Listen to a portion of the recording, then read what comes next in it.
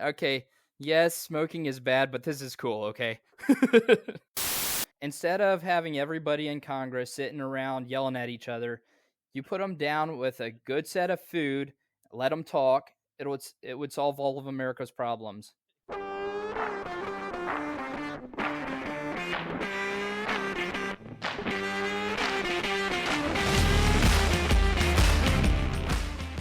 Welcome to How I Embraced the Suck, a podcast where you get to hear from veterans what life in the military is really like. I am your host, Walt, and before we start, you should know that I do not censor the show in any way. You have been warned.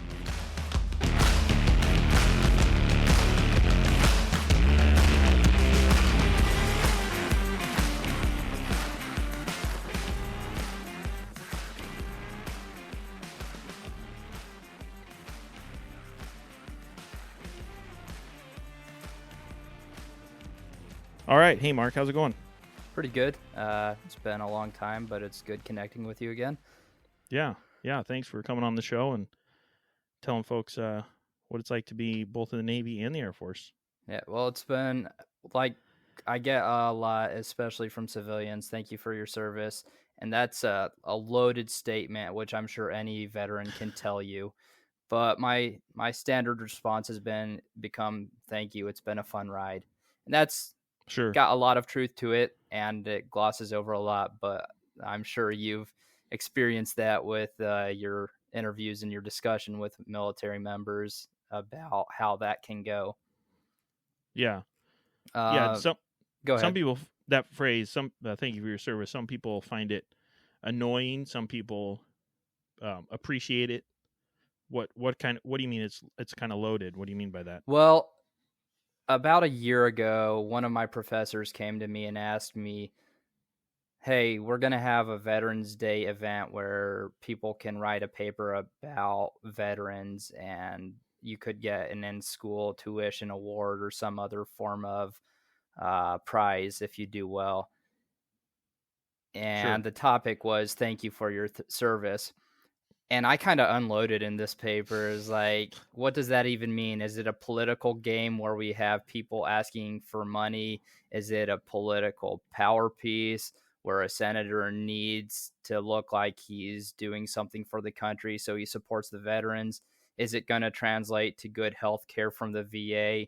Is this going to change the number of veteran suicide rates that we're seeing pandemically before the COVID outbreak?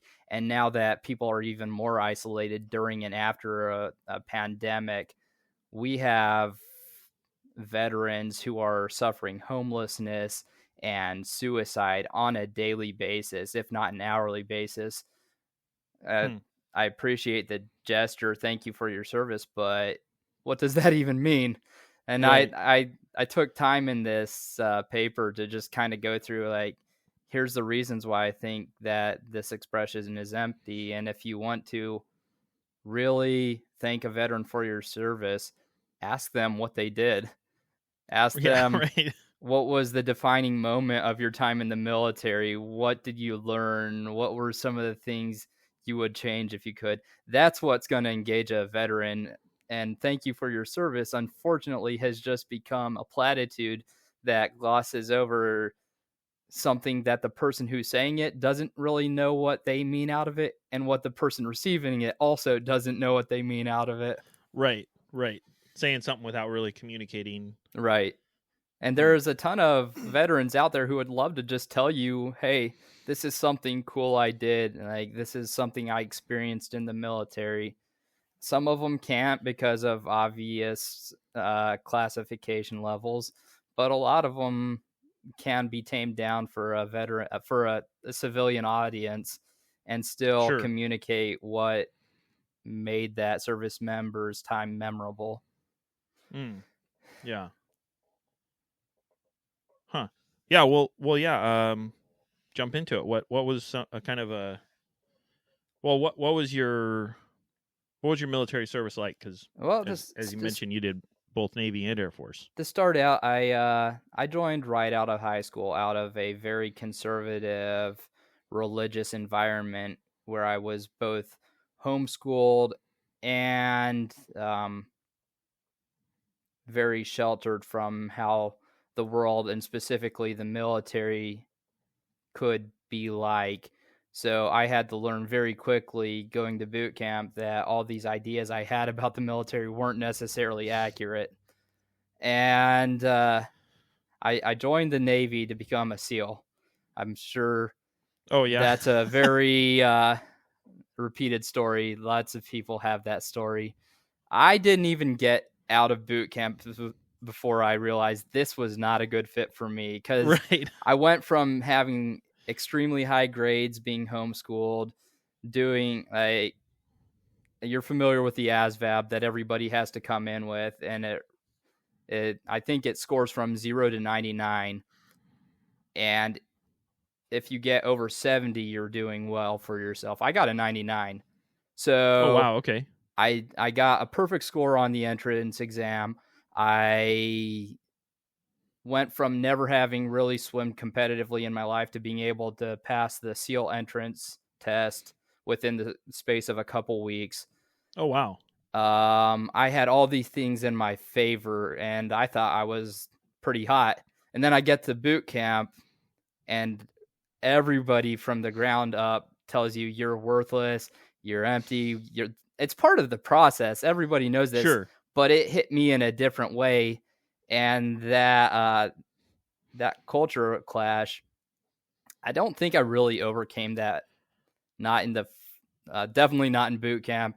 It took me several years, even after getting to my boat, and then after my boat assignment was over, before I really started shaking some of the deeper difficulties of the social aspect of the military, and being able to work within the structure of the military. I don't think we talk about that enough, or at least we didn't when I was very junior in the military. Mm-hmm. This whole beat down that you give to new military members, it it lasts with lots of them very long, until either they get out after their first assignment or feel like they're trapped in that occupation and just stick it out until something changes. Sure. And for some of them, it does really work well. Some of them do adapt and are able to shed that old person they were to become what the military wants out of them. But a lot of people struggle with that. And when you don't fit that image, it it creates a lot of difficulty. Um, I've seen a lot of people, especially the submarine culture, because when I dropped out of the SEAL program, I went to being a missile technician on submarines, and we addressed nuclear deterrence. If anybody had big guns to shoot at us, we wanted to make sure we could hit them back, and that makes sure Sure. nobody with a big gun ever uses the big gun. Right. And I understood that mission, but the atmosphere is incredibly exclusive. Like, you have to become part of that community. You have to really adapt to what they are. And it's a very high stress community too. Mm-hmm. Um, as This is the missile tech. that specific kind of submarine in general, yes. Sure. Okay. Because not only do you have your typical requirements that the Navy would impose upon you or any government agency would impose upon you, you also have the added aspect that you're dealing with nuclear weapons. So you have God and country watching you at all times. Yeah. And you know what the schedule's going to be. You're going to have the boat for a couple months. You're going to get it ready to go out to sea. You're going to go out to sea, do your job, and come back. But even in knowing that schedule and having a predictable schedule, it could be still very, very stressful. For example, when we had the boat and we had to get missiles ready to be loaded and such, there was very often where we were in 12-hour shift work until the job was complete. Like, it's not 4 on, 3 off, no modified schedule. You are on for 12s until the job is done. That could last 20, 25 days at a time. So you'd have an exhausting environment. You'd have people who are stressed because they're about to leave their families. Honestly, the easiest day for a sailor in that condition is the day that he goes out to sea. Right, Everything becomes you're just cutting ties and you're committed. right, and you don't have to deal with the stress of getting ready to go. You are there now. But in that high stress environment, a lot of people do lose their way, especially junior sailors. I saw so many junior sailors that just couldn't cut it, either had to get out of the program or eventually, after their first enlistment, just left. The boat I was on, we had, over the course of 6 years, we had 3 suicides. And oh, wow. One of What's them... the complement on a boomer? The complement? Or how many men on about a boomer? 160. Oh, wow. So, wow. I mean, That's this tough. it's a small environment. You know everybody, even if you're not going to work with them and you're going to rarely see them, you know them. And sure. Oh, yeah. Some are a lot, depending on where you worked on the boat. There, you have the people in the back, the middle, and the front. If you were one of the guys who worked in the middle, you knew and we were, as missile techs, the missile compartment is in the middle of the boat. So sure, we kind of were all over the boat. Yeah. So you get to know everybody. Front and back are crossing through the middle too. So correct. You bump shoulders with pretty much everybody. And on the boat. berthing is in the middle, around where we were working. So there's no way you don't know everybody on such a small duty assignment.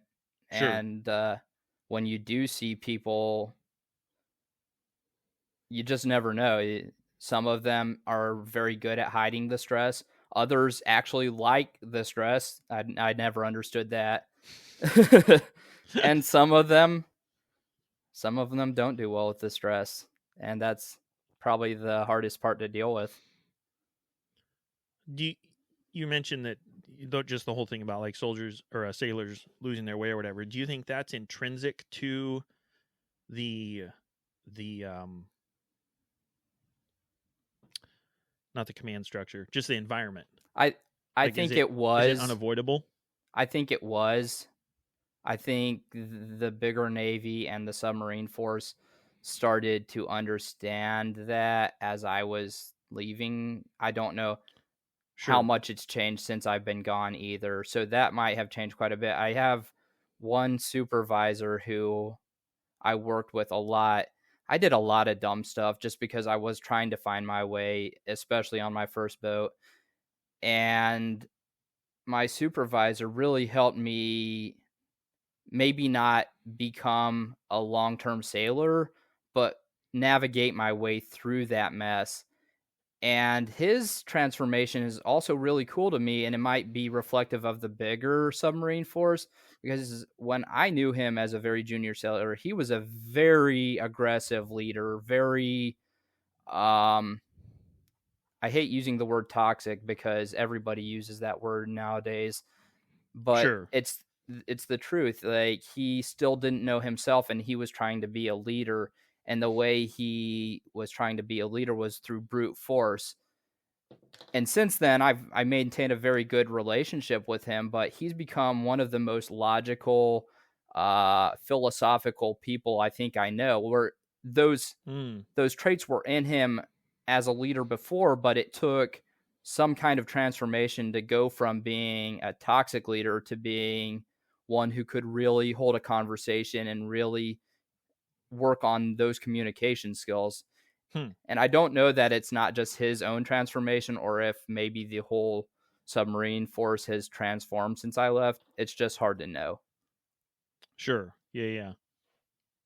But it was a very challenging environment, and it was very I'd say it left some pretty long-term effects on me, certainly. For good or ill? Good? Probably for ill? bad, honestly. Yeah. Again, I wasn't a perfect sailor at that point. I hadn't found my path yet. I didn't know myself. But there was so many points where I was trying to find myself that I just... I married pretty much immediately when I got into the military. And that's a bag of worms for any lower level leadership. because that's such a stereotype that a sailor or Marine, Sure. doesn't matter what your junior member is, but the stereotype is you get back from your first deployment, you meet a stripper, and you get married to them. And then the obvious end of that is it doesn't end well. Well, Right, I didn't right. marry a stripper, but I met my wife right before my first deployment. We struck it off immediately. As soon as I came back from my first deployment, I married her, and we had known each other just about 6 months at the point we got married.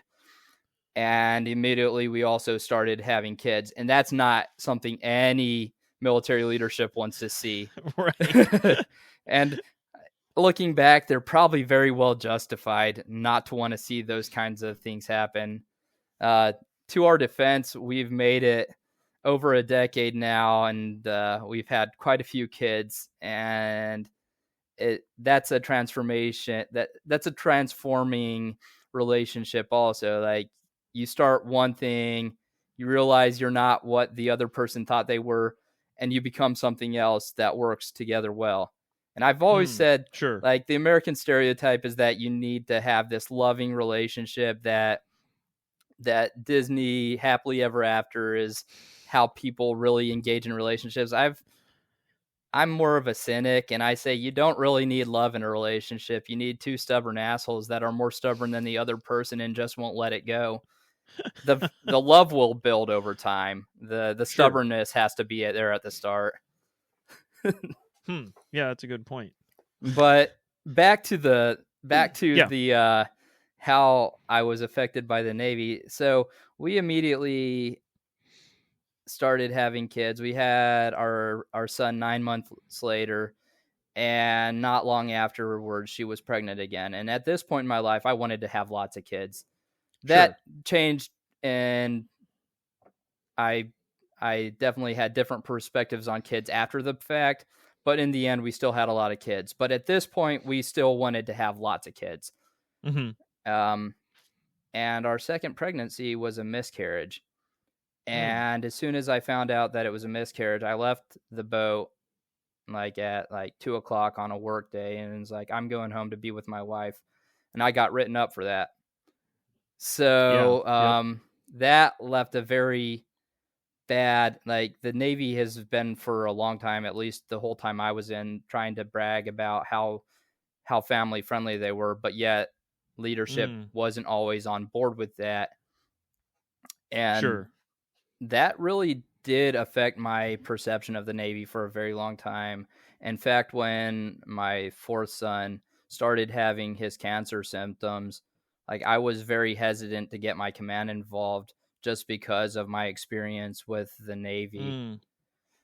And I don't know if it's an Air Force versus Navy thing or a active duty versus reserve thing, but my experience with the Air Force was significantly better. They absolutely banded together to support us through for at least the whole time I stayed with the Air Force. And really, even since I've gotten out of the reserves, I have several people who will just randomly connect with me, like, hey, how you doing? Is your son doing well?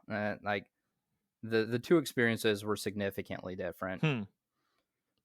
Yeah, it's interesting that the dichotomy of goals there. You were talking about how your command, the structure of your marriage and your relationship, the command doesn't like to see that because there's a lot of risk and everything. Oh, especially at that stage when a junior member ups and gets married, there's an enormous amount of risk.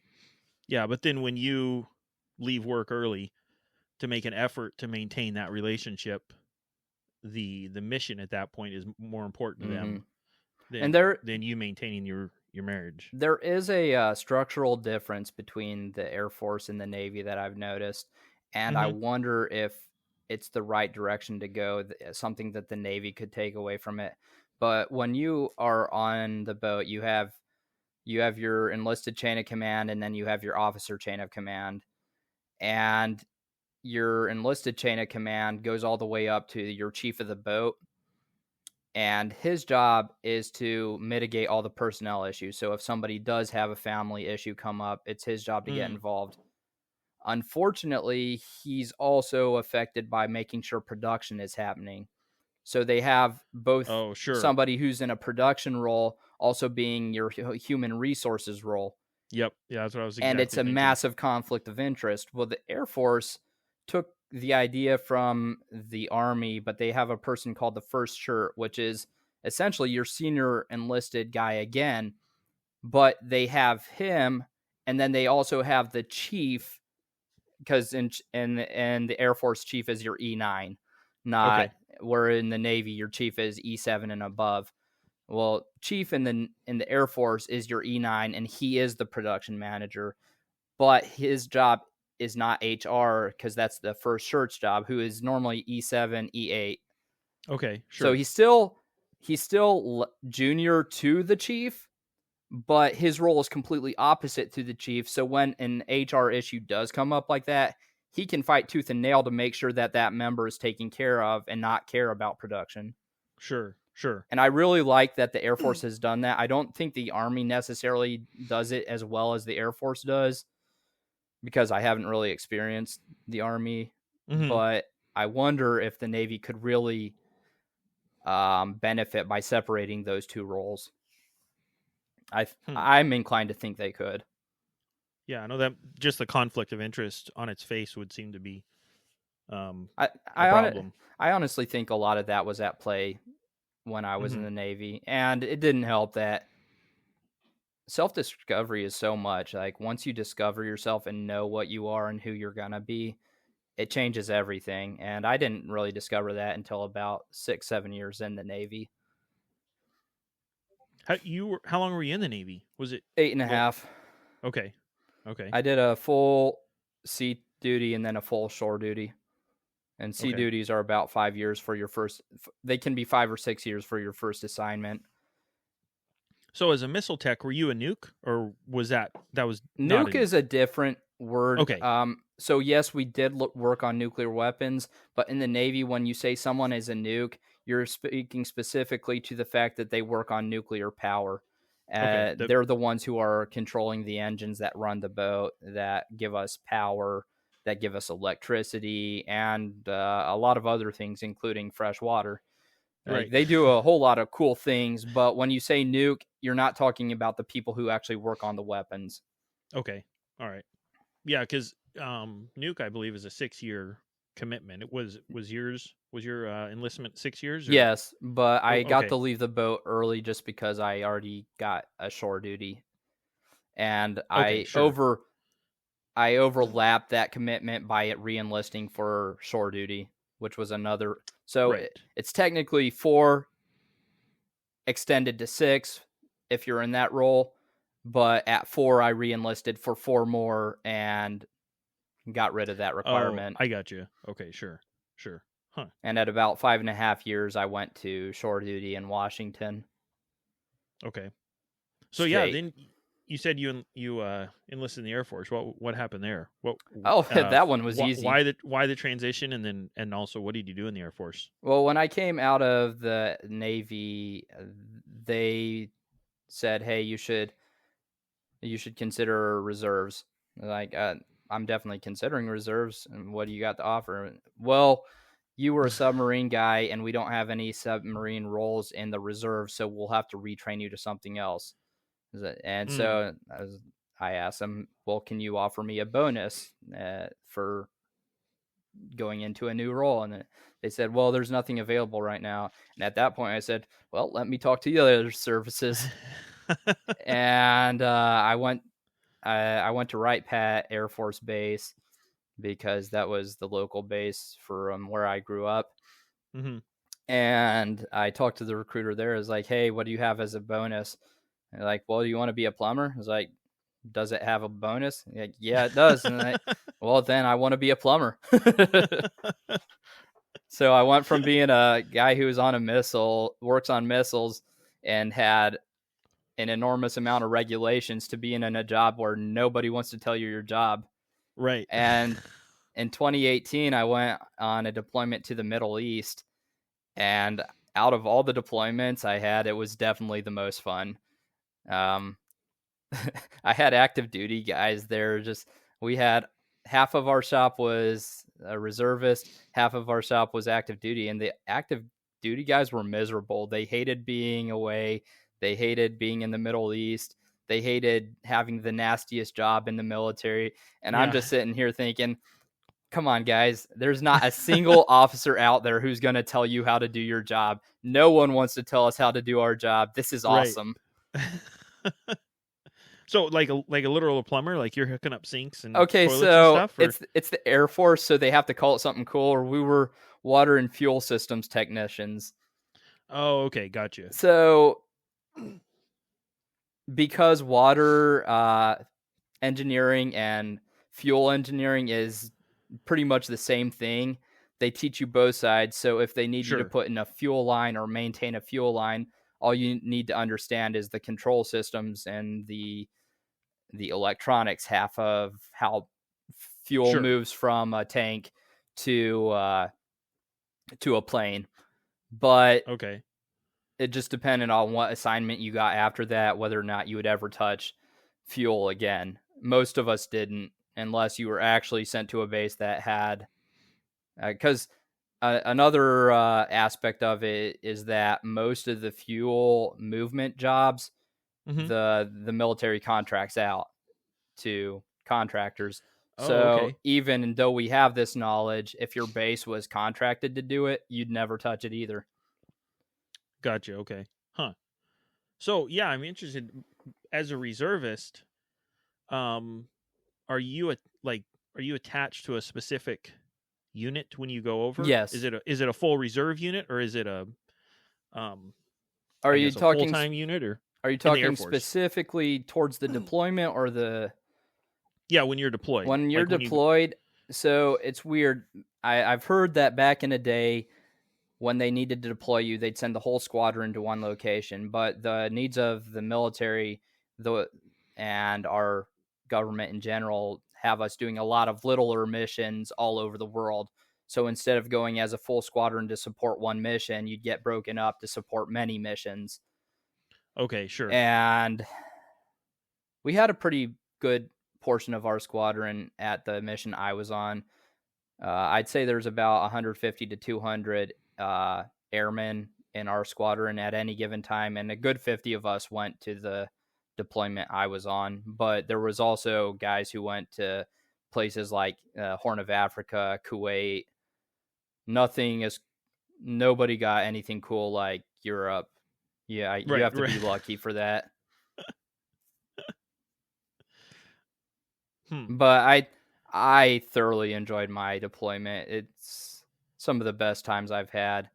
I don't recommend it, but one thing I've noticed in my exploring the world is it doesn't matter what culture you come from. There's a few things that will always connect you to people, and those are alcohol, cigarettes, and food.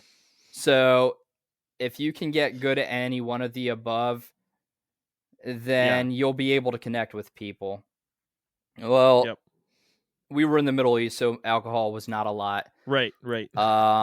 They cooked our food for us. We didn't have any chance to make our own food or mingle with people. But what we had going was we had a very strong number of food service workers that were local to the nation. And when talking to one of the contractors on a different assignment I was on, I went to the national capital and was just talking to some organizations that could sell us supplies. And I was asking, hey, why is everybody smoking? And somebody said, well, it's our national sport. So Alrighty. I started smoking. And I mean, I've used tobacco on and off throughout my military experience, but it's definitely more of a social role. And Sure. I found that people will be very human with you over a cigarette. It's really cool. It did help that I took a semester of Arabic while I was over there, just for a little bit more immersion. And I think the military and the military members lose sight of the fact that we are humans in a human world sometimes. So just the fact that I was trying to communicate with them in their own language, they really loved it. Like, Sure.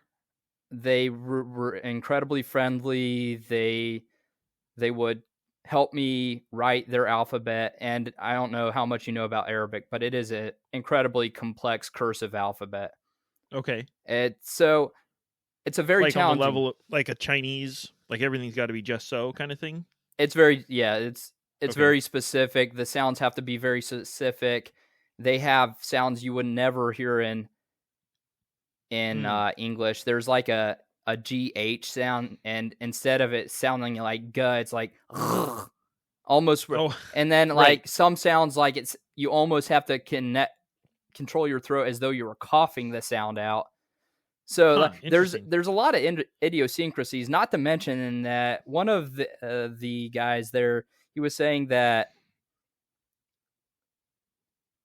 English has about 2,000 words in it, the whole language. Arabic has 12,000. So that Oh, wow. that okay. adds to the challenge. But Sure. between just connecting with people, talking to them, smoking with them, I had a fantastic time. Like, so many great people out there. A lot of them were really good cooks. A lot of them, like, we're taught so much growing up in America, so many stereotypes. Until you actually talk to them, it doesn't really count, because you have no idea if what you learned growing up was true or bullshit. Right. And I found right. that a lot, that what I grew up with was probably not accurate. Well, yeah, like you were saying about when you went into boot camp, you had all these perceptions Mm-hmm. and realized that it's not like that at all. That's kind of Well, if you're familiar with the conservative right in America, I say we, as that's what I came out of. right. It glamorizes the military and really makes you think that this is a big patriotic calling and that you're serving God and country. And when you actually get there and see it from the other side, it doesn't always feel that way. And for some, it does. I would never discount that they are doing it for patriotism and for pride and for the calling of whatever God they choose. But for a lot of us, that story kind of got shallow. Yeah. Now, I will say, experience cigarettes in the Middle East. Craziest, like, crazy innovation. But you know how in America, some of us have gotten these cigarettes that have a little bead of menthol in them. So if you pop them, it goes from a regular cigarette to being a menthol cigarette. Oh, okay. Over there, they had a lemon flavor with that bead. That was the craziest, coolest thing I've ever, like, okay, yes, smoking is bad, but this is cool, okay? So you can choose to pop it or not? Yeah, and it would be just a regular cigarette until you popped in the lemon flavor. I've never seen anybody have lemon flavors in the States or anywhere else in the world. Interesting. And have you looked for it locally? Not really. I honestly don't odd. smoke at home, especially having kids. Like, Sure. I'll take that back. I go to VFW meetings now, and at the monthly meeting, I will go out of my way to find a decent cigar and smoke it during the meeting. Sure. But other than that, unless I'm going to have a social experience, I really don't use tobacco. And I mean, I think that's the right message to send my kids.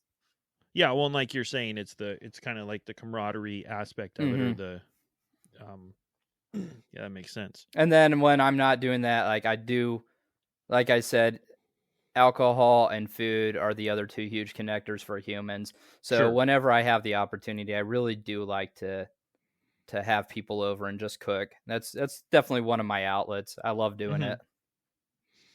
Huh. Yeah, and who doesn't like eating? Right. Like, you could, so instead of having everybody in Congress sitting around yelling at each other, you put them down with a good set of food, let them talk. It would solve all of America's problems. Yeah. Like, let's stop investing in the military. Let's take that massive military budget that we've got, that's bigger than any other nation's military budget, and just buy some food and have us talk out our problems.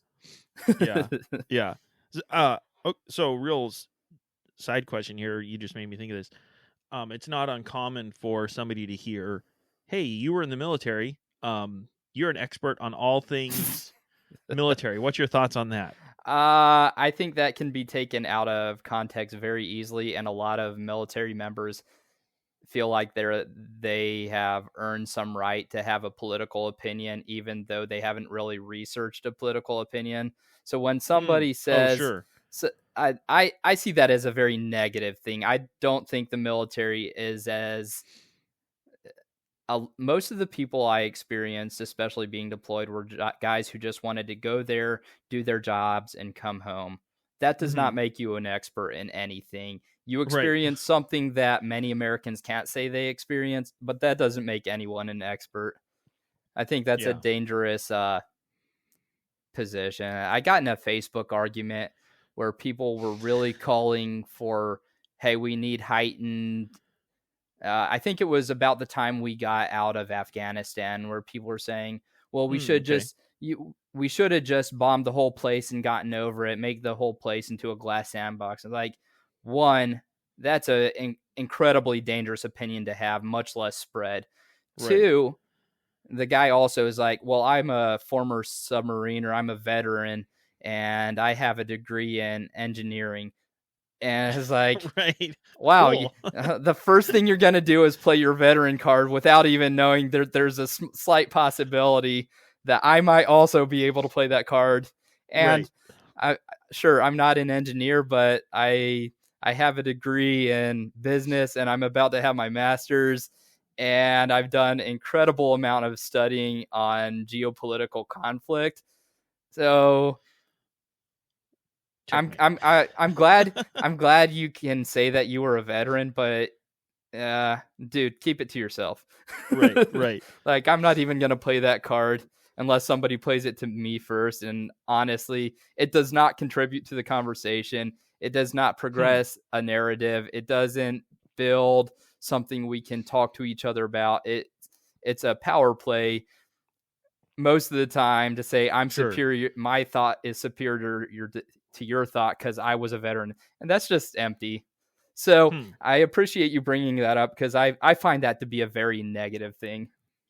Well, it's obviously something you have no opinion or emotion on. So I have not positive emotions on it.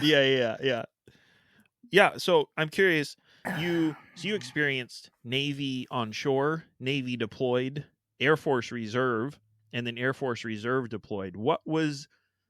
That's like four really vastly different aspects. What was your the relationship with command, whether it be enlisted or officers? What was the difference? Some of the differences between those four different setups. It comes down to mission, I think, because in the military, mission is always the first, always comes first. With the Navy, we had our strategic deterrent mission, and that cannot fail ever. If your involvement in the mission fails, there's only a handful of other submarines that can take it. So you not being able to do your job is not intentionally, but definitely screwing over someone else. So there is an aspect of build up, again, stress, needing to be on mission. And that's always going to be the first thing that is taken into account for all decisions. Is the mission happening? In shore duty, you're a support mission. So the chance of you being really critical to any operation is much less drastic. You're never going to be critical to the operation. And because of that, your quality of life is much better.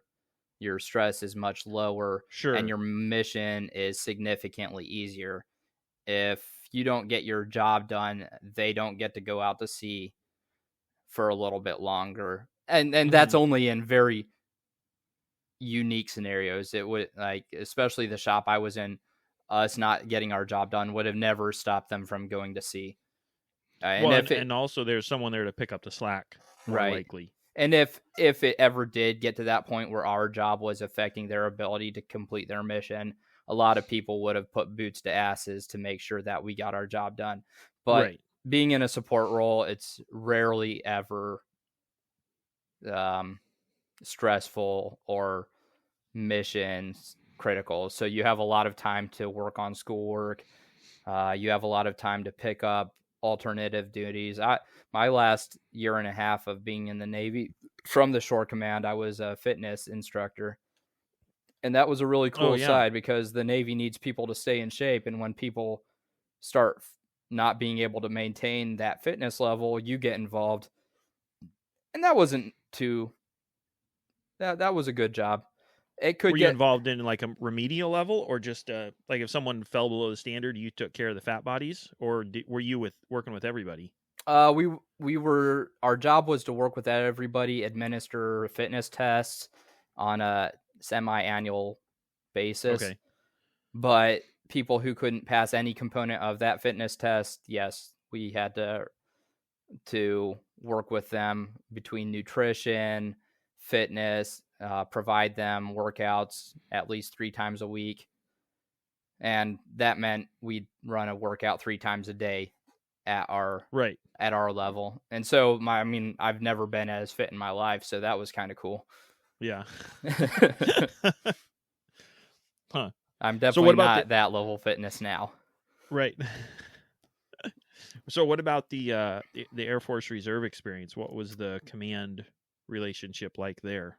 It's much, and this might be a reservist thing, but it's certainly less strict and less stringent than the Navy's hierarchy of ranks.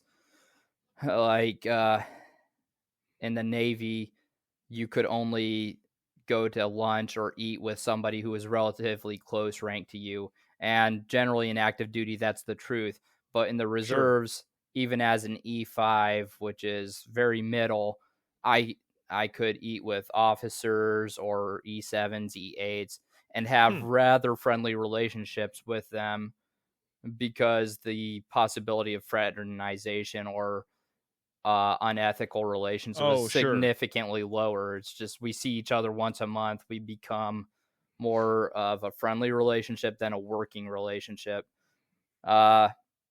Sure. And then in your civilian life, you might even, in the eyes of if there was a rank to civilian life, you might be outranked by somebody. The rank goes away in civilian life. Yeah, you might own a business because honestly, be an E5, right, and then you're talking to an O2, that sells used cars or something. Because as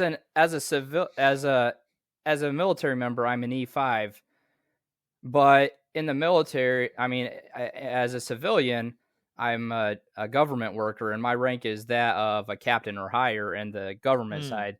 So when it comes down to it, sure, I might be E5 for this job, but that doesn't define me like it would have in active duty. In the reserves, sure, you outpower me, but when I go home, I'm making a whole lot more money than I'm here. So it's much less likely to it's much less likely to hurt my feelings when you tell me I'm doing my job wrong.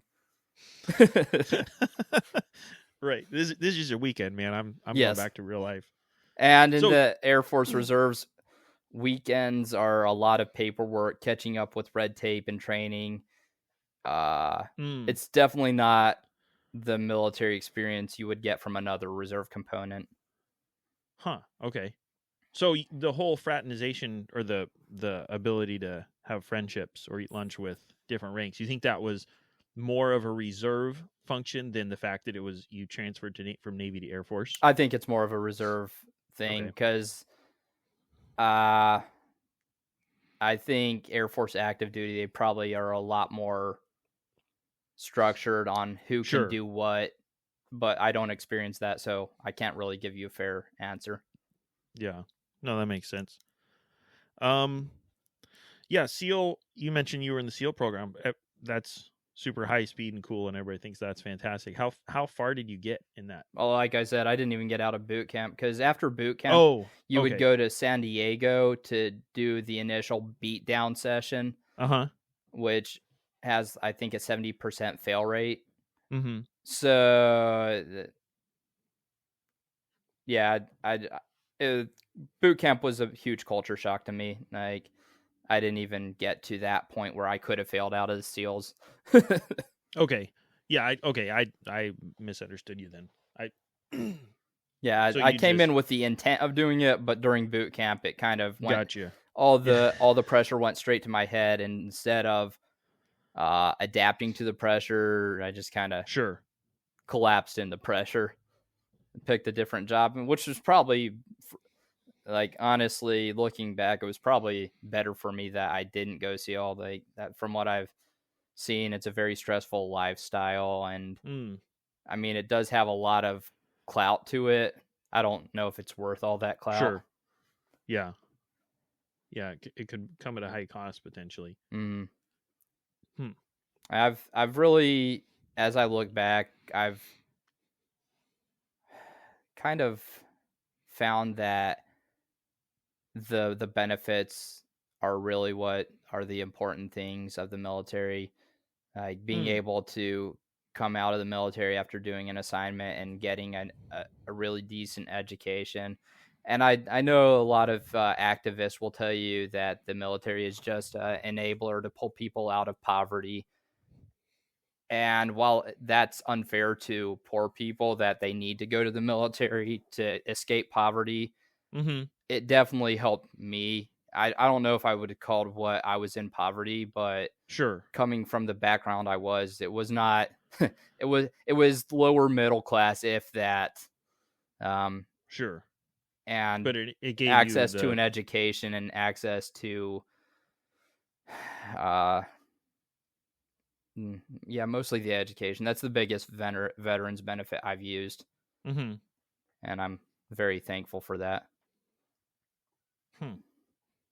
What was your experience with the recruiter when you signed Um, up? And as far as your maybe your expectations aside from your self-generated expectations about being a SEAL, um, the comparison between what you expected or what was promised you and well, then what you got. I didn't really have that experience where people have an issue with what the recruiter told them. I Mm-hmm. came in knowing that I wanted to be a SEAL. I was very proud of my progress up to that point, and when I scored so well on the ASVAB, like, the recruiter did the right thing and was like, "Hey, you should probably try something else. Like, you have options. You Mm. don't need to go into the SEAL program." I wasn't at a stage in my life where I could have listened to that. I would Right.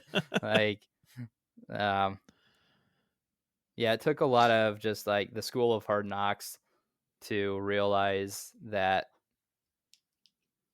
I needed a different path, I guess. Sure, sure.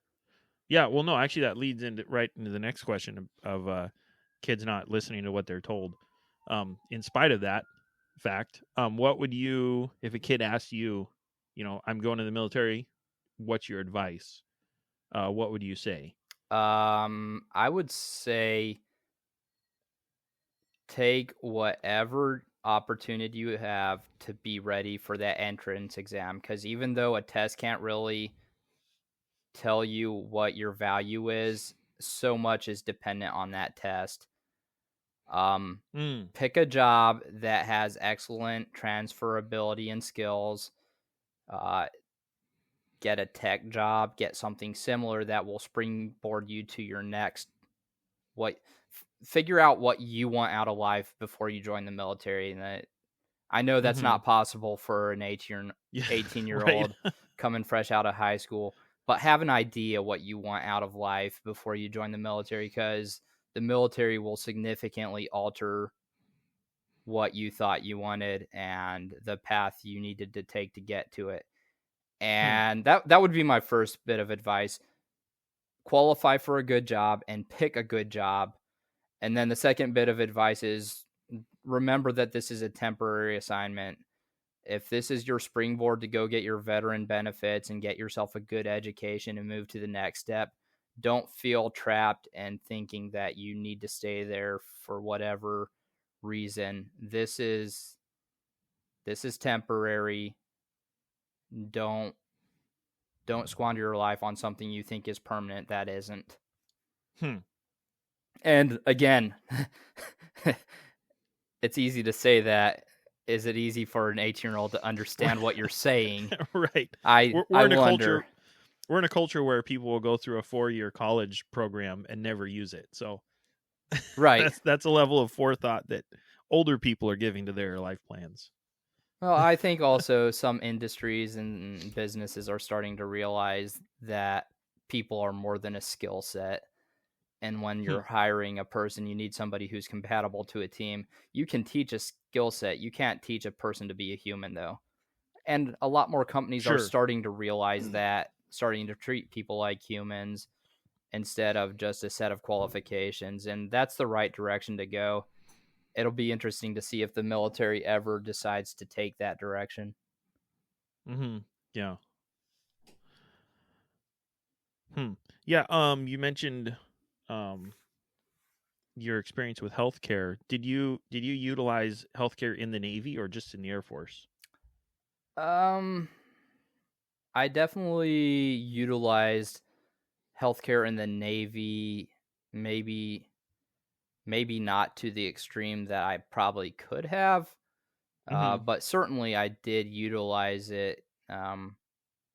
For the active duty, again, they care that your body is good enough to continue being useful for a deployment or a mission. So the basics, they make sure you're taking care of vision, dental. They want to make sure that that's not going to become an issue at a bad time. So most of that is mandatory. Okay. Some of the things like incidental pain and pain management, they're definitely not as good at, especially considering mission is the priority and not the individual's health. Sure. I had several injuries while I was in the Navy, just unexplained injuries, and rather than actually get decent coverage or get MRIs or CAT scans, they just kept giving me drugs. At one point, like, I was running on a field and my entire back below my shoulder just kind of locked up. Like, I could crawl, wow. but it was painfully spasmodic. And Huh.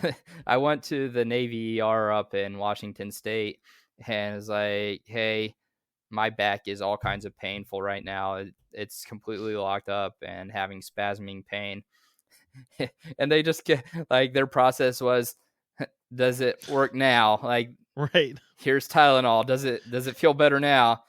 Like, I'm sarcastic, but like I say that they went all the way up to moose tranquilizer before it got results. Oh, wow. Like, they just kept escalating. Like, here's this drug. Does this work? Like, I don't know how I feel about this, but hey, man, this moose tranquilizer feels good. Wow. I've had that pain recurring since then. So one of these days I'm gonna claim it for the VA. I've only recently started to do the VA claims process just because I was still in a transitory phase where I was finishing my education, and a lot of me wanted to commission and finish out either active duty or reserve time.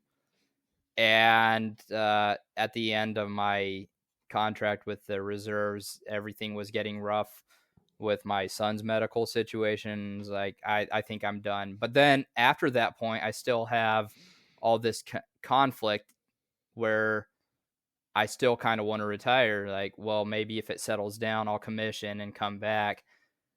And it took a while to break that conflict and just realize, nope, I like my beard too much. I'm not going back. Right. But like in the Air Force, I had several incidents with my legs and my knees, and those are becoming much more painful as I go on. I think a lot of it can be attributed to us having a new uniform and a new set of boots. for a deployment in the Middle East where we're on sandy material wearing combat boots. That Yeah. really messed with Right. my ankles and knees, and I'm certainly hoping that the VA will appreciate that my knees hurt on a daily basis. I can't tell you how I feel about medical coverage yet, but who knows? Maybe next year I can talk about it. Yeah. So was there a difference between the services for to what extent you have utilized them, or was it pretty similar? Very Pretty mission similar. driven. The one major difference between Navy and Air Force that I've noticed is when I was stationed in Georgia on the Florida Georgia line, we didn't have access to a military hospital except way farther south in Jacksonville, Florida. So if you needed anything done for bigger than just what a clinic could do, you had to take an hour and a half trip to go get it. Okay. However, like I mentioned before, my third child was born right as I was getting out of the Navy. And because I lived very close to the Air Force Base with their massive hospital, we were actually able to have her and the next kid in the Air Force hospital, which Okay. was not Sure. something I experienced with the Navy. It was really cool being able to have my kid in a military hospital and finding that level of care was very high. Yeah, that makes sense. Having a full dedicated hospital on base is a huge difference. It's a game changer. So I'd say, yeah, because of that, my experience with the Air Force, maybe not for personal health, but family health, was much better. Sure. Huh. What was your most memorable moment in either service or in both services? That's a dangerous statement. I mean, it could be an unenjoyable moment, but just when you think back, what moment just sticks most in your craw? That doesn't sound right. what moment just really you remember the best? There's a couple. One I would love to tell you, but I'm pretty sure it's classified. So I'd have to connect with you offline for that one. There's another one that I could tell you, but it's definitely more R-rated than most stories, and so I'm gonna leave that one behind too. Having my supervisor write me up over leaving for a miscarriage, that was definitely a very negative experience. That definitely steps out. I'd say my most favorable experience was probably during the Air Force deployment, where we were deployed in support of, oh man, what was that mission? You remember in the end of 2018 where ISIS was all trapped up in Syria? Hey, it's my show. I asked the questions. No, I'm just asking. I'm just giving you a time. It was fairly big news, but I don't think it really hit American, because ISIS was a big deal, but then at some point we had them all trapped in Syria, and we were just bombing them around the clock to eradicate them. Sure. So I was fairly close to that, and we were just constantly sending up planes, and it broke ISIS's back. But we were sending them from a very low-profile country, and I can't say it. Oh, sure. Because I hear you. I can't say what country, but I can say things that I experienced in that country as a tourist. So I got to, as a tourist, I got to go to the capital city and visit some of their malls. Very expensive, but very cool. I got to go to the traditional site of Jesus, the story of Jesus being baptized by John the Baptist. They have two sides to the river at that location. One side is incredibly touristy, and then the other side is a much more authentic experience, and that's what I got to experience. Sure. I got to go to the mountain where the prophet Moses was supposed to have died, and there's a cathedral, not a cathedral, but a chapel up there with a lot of mosaic. The country I was in had tons of mosaics. Huh. And their people were incredibly friendly. I think that's probably just experiencing that culture and getting to see it. That's probably my favorite military experience.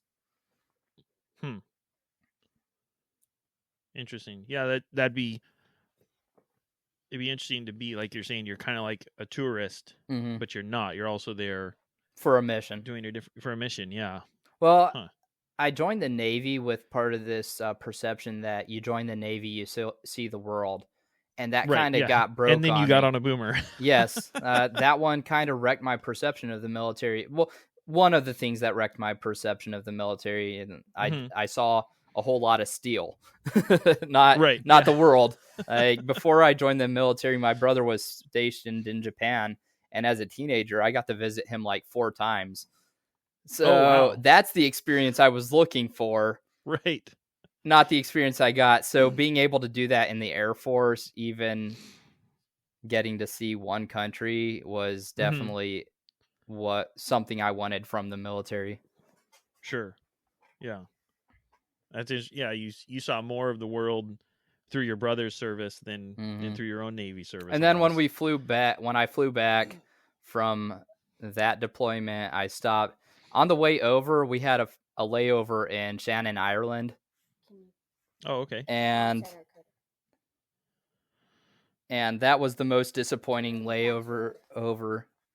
That was the saddest layover ever, because we got to go to Ireland, which is on everybody's top list, and our layover was 45 minutes.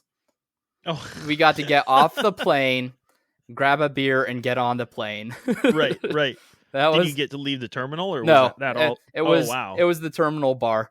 Right. And everybody wanted to get a Guinness. It's like, why would you want a Guinness? You can get a Guinness in the States. So I got a Smithic, which you definitely can get in the States too. But, I had to be contrarian. It's not on tap at most bars. On the way back, I got to land in Turkey. Didn't get to leave. I stayed in Kuwait for several days waiting for a military flight back from Kuwait. So I got to experience Kuwait a little. I got to experience what Turkey looks like. I had a short several-hour layover in Ramstein, Germany. And I got to get a boot of beer, which was pretty cool. Like, it was an enormous boot. It felt good. And then I came back to the DC area. Yeah. And that was it. But I did more traveling with the Air Force than I'd ever experienced with the Navy. So at least I got that kind of checked off. Yeah. Which, seems to be the opposite of what you'd expect. You'd expect the Navy, join the Navy, see the world, and then you got to see more with the Air Force. Huh.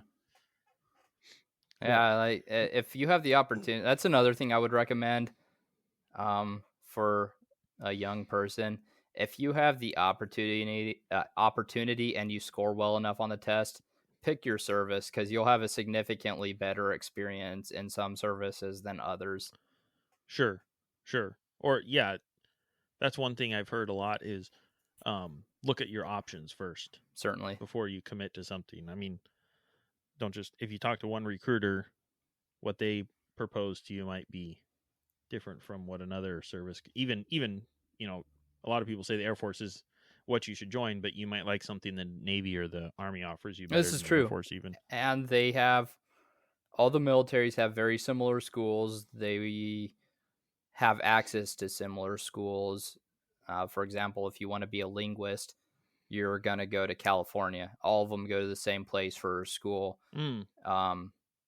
And for example, when I went to the plumber school for the Air Force, it was a joint school between the Army and the Air Force, and some sailors too. So you're going to have similar opportunities, but get a good idea what your experience is going to be, because there's a hierarchy of happiness, I call it, for the services, and it has the Air Force at the top, Navy, Army, and then Marines, and all that. The only thing that really changes is what you choose to hate. Right. Air Force doesn't hate anything. Air Force is loving all the time. Navy, Right. I'm not sure totally what they hate, but they definitely hate. Army, they hate their troops. Like the senior Right. leadership hates their juniors, and they treat them like crap. From what I've seen, that's Sure, just a sure. perception. And then the Marines, they just hate everything. And they're very good at it. And they're great when they're not working too, because they can be very fun. But on the job, they are paid to hate everything. And they're pretty good at it. How did your time in the service, both services, what was the biggest thing that affected you after you got out?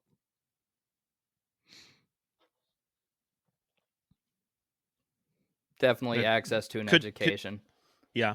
As soon as I got out, I went part-time work, part-time school, realized that wasn't a good fit to get my objectives done, and switched over to full-time school, and was doing the reserves on the side to keep up the benefits I needed, like insurance for my family, and got my 4-year degree done. Let's see. Yeah, I joined the Air Force in 2016, 2015, and I graduated. It was a long process. Either way, I was able to get my 4-year degree pretty much last summer. Okay. And with that degree, I was able to get a government job, and federal jobs, depending on what you get into, have incredibly good benefits for veterans. There's a different hiring path, access to a different hiring process.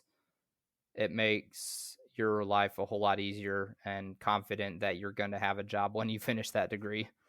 Right. I was able to get an internship between my junior and senior year on base at Wright Pat. And then the following summer, I was hired on by Department of Energy.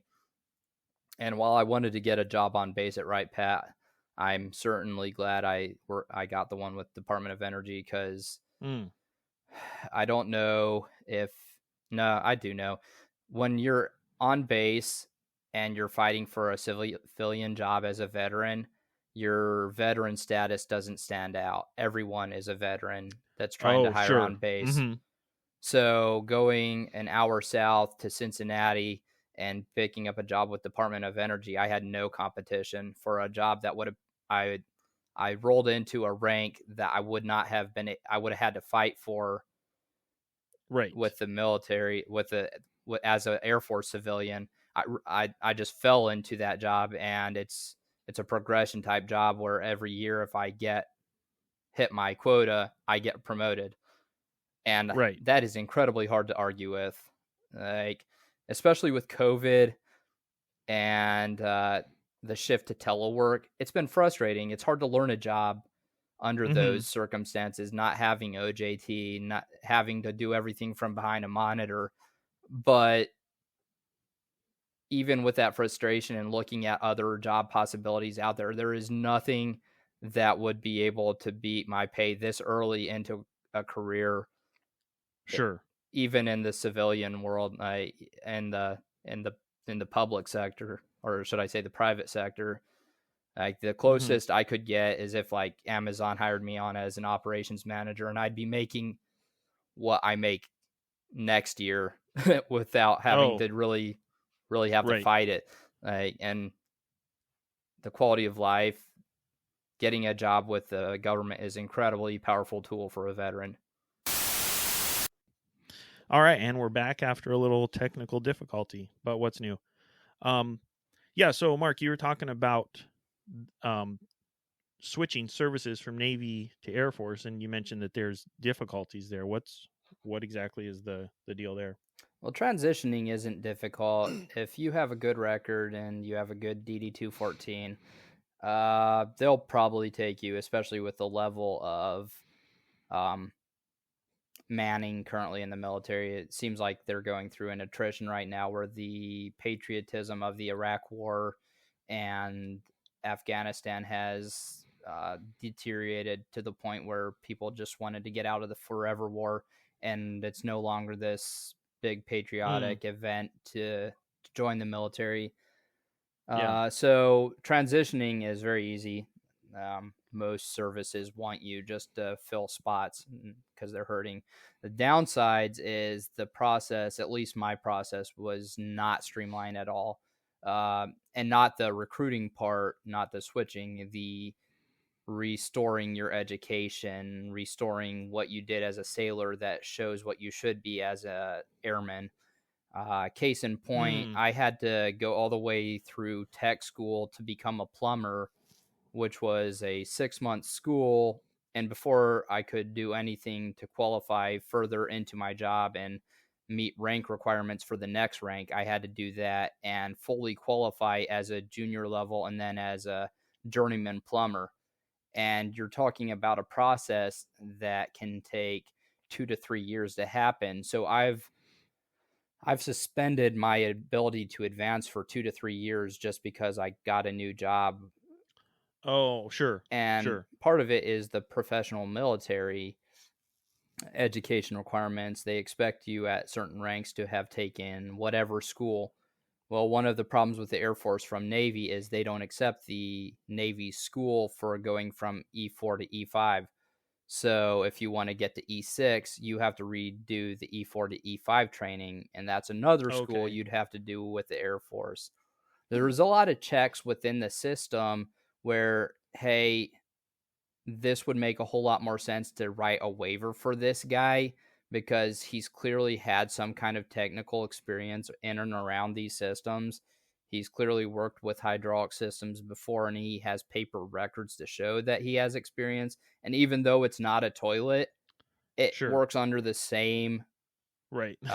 same science, same technology. Um, I wasted a whole lot of time waiting to meet requirements. And then also, especially for my squadron, the communication between key people like the training manager and the supervisors and the people who needed to be qualified to get to rank requirements, the communication wasn't flowing well Mm, in mm-hmm. any civilian organization. That kind of action, the eventually the guy would have been fired and been replaced and the Right. situation would have been fixed. But with a reservist component where you have a guy there once a month and doing his job once a month and not really communicating us in the meantime, he just got to sit on the position, and I'm sitting 5 6 years in the Air Force, and I still haven't ranked up.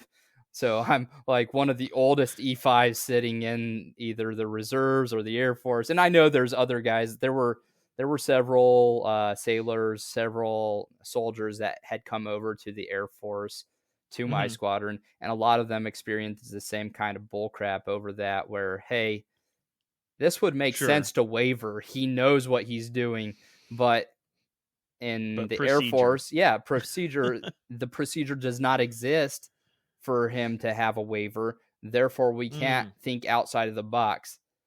And if you want to think outside of the box, which the military does strongly encourage, you probably won't get out of it what you thought you were going to get out of it. The military likes to say that they want leaders to think outside of the box, but in practice, it doesn't happen that way very often. There are hmm. challenges to switching services. If I had stayed Navy Reserves, I would have promoted much quicker. I probably would have left in the same time period that I didn't get promoted to E6. I probably would have been Right. an E7 in the Air Force in the Navy Reserves at that point. And you know what? Part of me like that separation anxiety that I talked about earlier, that I'm not ready to be done with the military. part of that is my pride saying, hey, I've been here too long to accept this ending. So overcoming that and saying, no, I'm worth way more outside than I am. And that can be challenging. And a lot of it has to do with not being able to meet those career desires that I had wanted. Sure. But that is certainly a unique scenario to cross-service transfer. I don't know. It could have its benefits. I don't know if I would recommend it, but for quality of life changes and the experience I had on my one deployment with the Air Force, I would say Right. I'm It was worth happy. it. I'm happy with how it turned out. I honestly didn't need to bank on getting a next rank up before I got out of the reserves. I'm doing well enough on the side to not have to care about that. Somewhat unrelated, but I heard a fella say that there's a maxim of bureaucracy that proximity to command equals attention from command. Would you agree with that? Yes. Both for good and ill. If you do well, you're more likely. I'd say from my perspective, it's definitely more ill than good. Sure. I saw a lot of people who were doing this, just doing their jobs and get a lot of credit for just doing their jobs, get awarded for just doing their jobs. And that was across both services. In the Navy, the guys who would get awards for just doing their jobs are the guys who are in administrative roles, that the guys that write the awards, the guys that have very close access to the senior leadership in the command. Right. Like they're in the ear of the captain every day, just passing him the plan of the day, making sure his coffee is getting to him, making sure that they're connecting to the right people. So just because they have that FaceTime, they're just doing their job, but they're also getting awards for it. In the Air Force, it was your firefighters and your explosive ordnance guys. Like firefighters have a very critical job. I wouldn't knock them for it, but they go put out a fire. They get awards from the Air Force for putting out a fire. It's like, so I'm plunging a toilet. Do I get an award? Like, right. Pilots got to poop too. Like, that's the whole reason you got us here. You got to make sure that the flow from the water from the pooper gets to the waste and that the water coming to the pooper gets there. Because if not, that pilot's going to have a pretty crappy flight. If it's the CO's toilet, then maybe you'll get an award. They ignore you, which is great. Like, I've already expressed the reasons why it's great to be a plumber in the Air Force. But on the other hand, it is frustrating to see people do their job. And, oh my goodness, you get a person like an EOD whose job is to disarm explosives or to mitigate disaster. They never do their job. They do their job once. They're automatically getting a medal for it. Right. That's kind of frustrating for the rest of us. I hadn't thought of that. Interesting. Yeah. I think you slog away every day. I think the best analogy I ever got, and it really worked well for the military. It was one of my buddies while I was deployed, and he was telling me the story about 4 types of leaders. And he told me he got it from a story Colin Powell said. And I dug into it. It goes all the way back to World War I, all the way back to Patton or earlier. But there's 4 types of leaders in the military. There's 4 attributes, and any given leader is a combination of 2. You got smart and you got stupid. You've got diligent and you got lazy. Sure. Now, the person you want at the top of the command is smart and lazy, because he will come up with the right answer, but he won't put himself under a ton of pressure to get there, and he will probably come up with the right answer because he's not under pressure to get to the issue. So that one's great.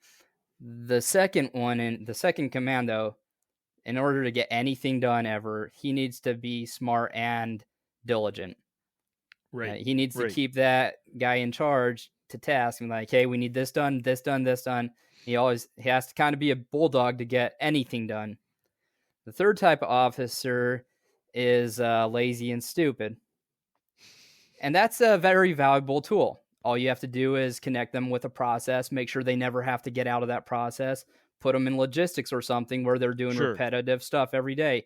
And lazy and stupid, they'll come up with a creative way to come up with getting stuff done. And as long as there's a rule or a process involved, they won't ever get out of that lane. The last type, a person that's diligent and stupid, they're a threat to national security. Get rid of them. So my buddy's telling me this analogy, and I was like, wow, that's really deep. That's way deeper than you actually think. I'm like, I wonder where that puts me. It's like, oh, no, that's easy. I know exactly where you are. You're smart and lazy. Like, at least we all know it. I didn't have to say it. Right. So I've changed that. And my leadership style, my work style is creatively lazy. I make sure everything's on a deadline, and as soon as I need to get that deadline accomplished, I knock it out. But if there's time to not be stressed about something, I will take that route. Right. Like, that's probably my favorite military analogy. Awesome. Yeah, well, thanks for the time and coming on. Do you have any last thoughts or kind of final wrap up? Nope, just whatever you do, have a purpose in it, and also realize that your perspective isn't the only one. Try to find somebody else's perspective when you're experiencing something, and it will make your experience much better for it. I think a lot of people in the military could really use getting out of their own vision and seeing it from another lens. Yeah, it's interesting. And that also applies to life. Now, that's yes, more than just military, for sure. I mean, that's a good lesson for me too. I try to do that. I feel like I try to do that, but I'm sure I often miss the mark. Well, life is an iterative process. If you're not failing constantly, you're not doing life. Like you fail so that you can do it better next time. Yeah, a buddy of mine says, for snowboarding, he says if you're not falling down, you're not learning. Exactly. And that's partly why. As long as you learn from the falling down and don't just keep falling down, that's pretty important. Thank you for listening to this episode of How I Embraced the Suck. If you enjoyed the show, tell a friend. And as my Girl Scout den mother used to say, stay frosty.